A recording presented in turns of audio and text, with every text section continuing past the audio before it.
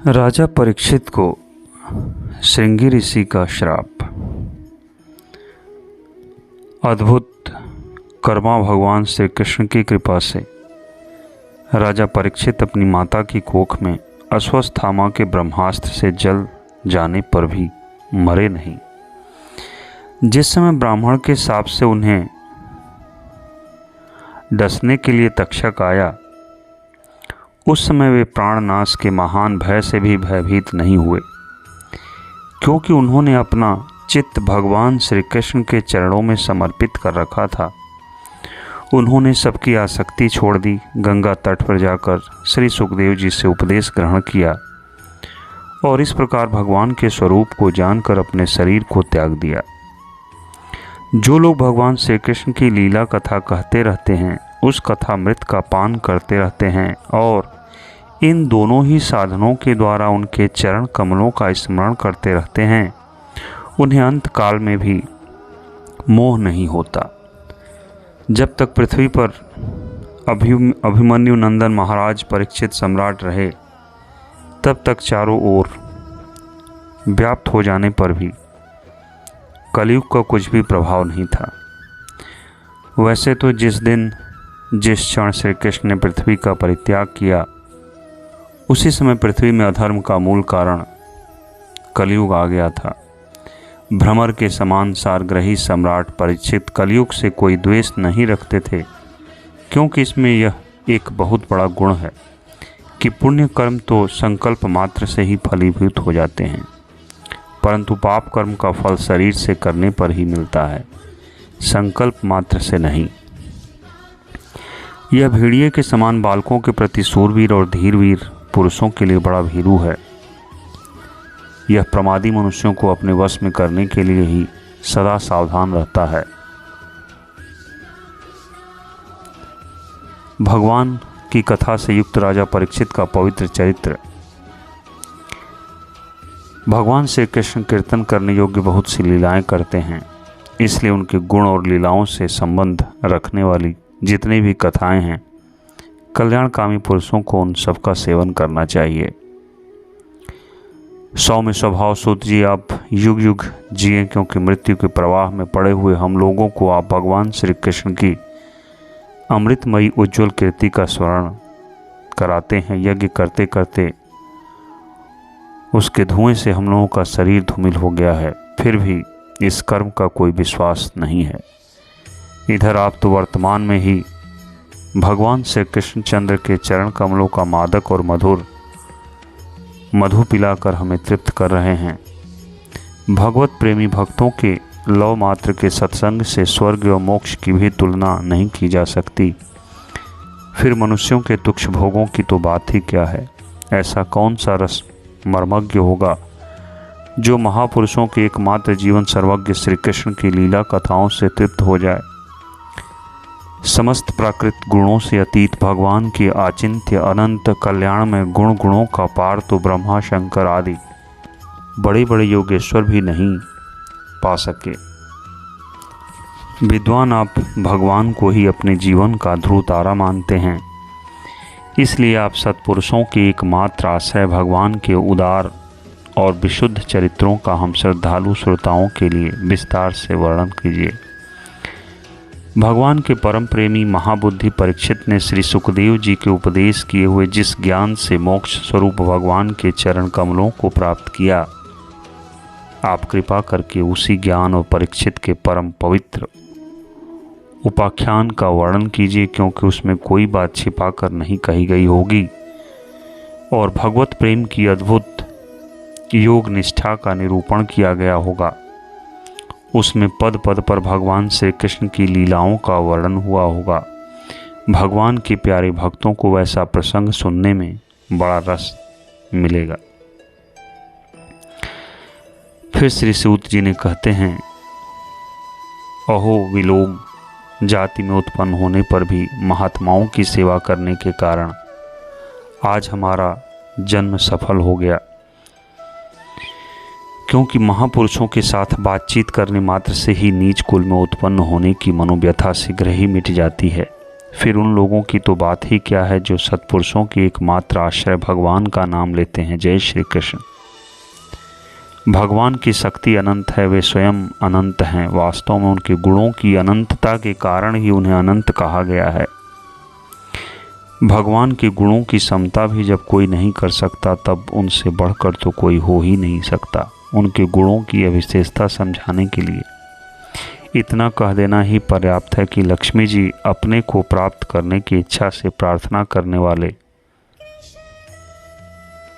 ब्रह्मादि देवताओं को छोड़कर भगवान के न चाहने पर भी उनके चरण कमलों की रज का ही सेवन करती हैं। ब्रह्मा जी ने भगवान के चरणों का प्रक्षालन करने के लिए उन्हें जो जल समर्पित किया था, वही उनके चरण नखों से निकलकर गंगा जी के रूप में प्रवाहित हुआ। ब्रह्मा जी ने जो भगवान श्री विष्णु जी को जल अर्पित किए थे, उन्हीं के चरणों से निकलकर गंगा जी के रूप में प्रवाहित हुई। यह जल महादेव जी सहित सारे जगत को पवित्र करती हैं। ऐसी अवस्था में त्रिभुवन में श्री कृष्ण के अतिरिक्त भगवान शब्द का दूसरा और कोई अर्थ हो ही कैसे सकता है। जिनके प्रेम को प्राप्त करके धीर पुरुष बिना किसी हिचक के देह गेह आदि की दृढ़ आसक्ति को छोड़ देते हैं और उस अंतिम परमहंस आश्रम को स्वीकार करते हैं जिसमें किसी को कष्ट न पहुंचना और सब ओर से उपशांत हो जाना ही स्वधर्म होता है। सूर्य के समान प्रकाशमान महात्माओं, आप लोगों ने मुझसे जो कुछ पूछा है वह मैं अपनी समझ के अनुसार सुनाता हूँ। जैसे पक्षी अपनी शक्ति के अनुसार आकाश में उड़ते हैं, वैसे ही विद्वान लोग अपनी अपनी बुद्धि के अनुसार ही श्री कृष्ण की लीला का वर्णन करते हैं। एक दिन राजा परीक्षित धनुष लेकर वन में शिकार खेलने गए हुए थे। हरिणों के पीछे दौड़ते दौड़ते वे थक गए और उन्हें बड़े जोर की भूख और प्यास लगी। जब कहीं उन्हें कोई जलाशय नहीं मिला, तब वे पास के ही एक ऋषि के आश्रम में घुस गए। उन्होंने देखा कि वहाँ आंखें बंद करके शांत भाव से एक मुनि आसन पर बैठे हुए हैं। इंद्रिय, प्राण, मन और बुद्धि के निरुद्ध हो जाने से वे संसार से ऊपर उठ गए थे। जागृत, स्वप्न, सुषुप्ति तीनों अवस्थाओं से रहित निर्विकार ब्रह्मरूप तुरीय पद में वे स्थित थे। उनका शरीर बिखरी हुई जटाओं से और कृष्ण मृग चर्म से ढका हुआ। राजा परीक्षित ने ऐसी ही अवस्था में उनसे जल मांगा, क्योंकि प्यास से उनका गला सूखा जा रहा था।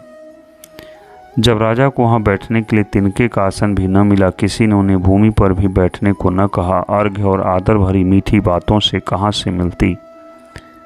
तब अपने को अपमानित सा मानकर वे क्रोध के वश हो गए। वे भूख प्यास से छटपटा रहे थे, इसलिए एकाएक उन्हें ब्राह्मण के प्रति ईर्ष्या और क्रोध हो गया। उनके जीवन में इस प्रकार का यह अवसर पहला था। वहाँ से लौटते समय उन्होंने क्रोधवश धनुष की नोक से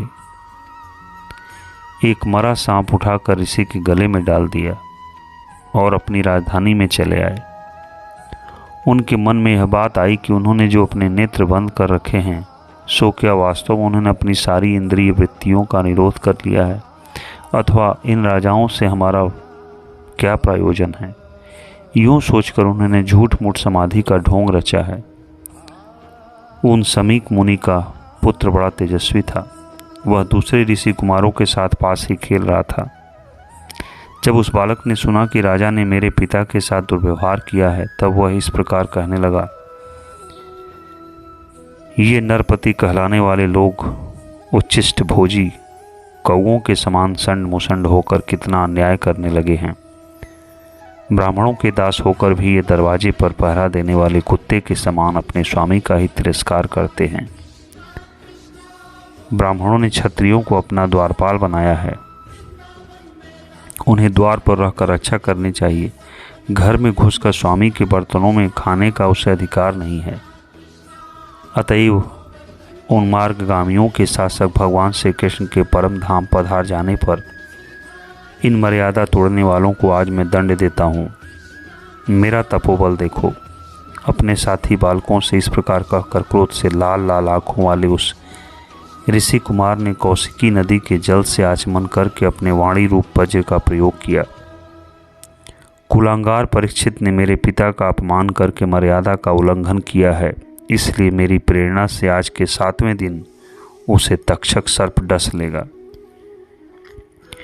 इसके बाद वह बालक अपने आश्रम पर आया और अपने पिता के गले में सांप देखकर उसे बड़ा दुख हुआ तथा वह ढाड़ मार कर रोने लगा। विप्रवर शौनक जी, समीक मुनि ने अपने पुत्र का रोना चिल्लाना सुनकर धीरे धीरे अपनी आंखें खोली और देखा कि उनके गले में एक मरा सांप पड़ा है। उसे फेंक कर उन्होंने अपने पुत्र से पूछा, बेटा तुम क्यों रो रहे हो? किसने तुम्हारा अपकार किया? उनकी इस प्रकार पूछने पर बालक ने सारा हाल कह दिया। ब्रह्मर्षि समीक ने राजा के शाप की बात सुनकर अपने पुत्र का अभिनंदन नहीं किया। उनकी दृष्टि में परीक्षित शाप के योग्य नहीं थे। उन्होंने कहा, ओह मूर्ख बालक, तूने बड़ा पाप किया। खेद है कि उनकी थोड़ी सी गलती के लिए तूने इतना बड़ा दंड दिया। तेरी बुद्धि अभी कच्ची है। तुझे भगवत स्वरूप राजा को साधारण मनुष्यों के समान नहीं समझना चाहिए, क्योंकि राजा के दूसरा तेज से सुरक्षित और निर्भय रहकर ही प्रजा अपना कल्याण संपादन करती है। जिस समय राजा का रूप धारण करके भगवान पृथ्वी पर नहीं दिखाई देंगे, उस समय चोर बढ़ जाएंगे और आरक्षित भेड़ों के समान एक क्षण में ही लोगों का नाश हो जाएगा। राजा के नष्ट हो जाने पर धन आदि चुराने वाले चोर जो पाप करेंगे, उसके साथ हमारा कोई संबंध न होने पर भी वह हम पर भी लागू होगा, क्योंकि राजा के न रहने पर लुटेरे बढ़ जाते हैं और वे आसपास मारपीट गाली गलौज करते हैं। साथ ही पशु, स्त्री और धन संपत्ति भी लूट लेते हैं। उस समय मनुष्यों का वर्णाश्रमचारण युक्त वैदिक आर्य धर्म लुप्त हो जाता है और अर्थ, लोभ और काम वासना के विवश होकर लोग कुत्तों और बंदरों के समान वर्ण संकर हो जाते हैं। सम्राट परीक्षित तो बड़े ही यशस्वी और धर्म धुरंधर हैं। उन्होंने बहुत से अश्वमेध यज्ञ किए हैं और वे भगवान के परम प्यारे भक्त हैं। वे ही राजर्षि भूख प्यास से व्याकुल होकर हमारे आश्रम पर आए थे। वे शाप के योग्य कदापि नहीं हैं।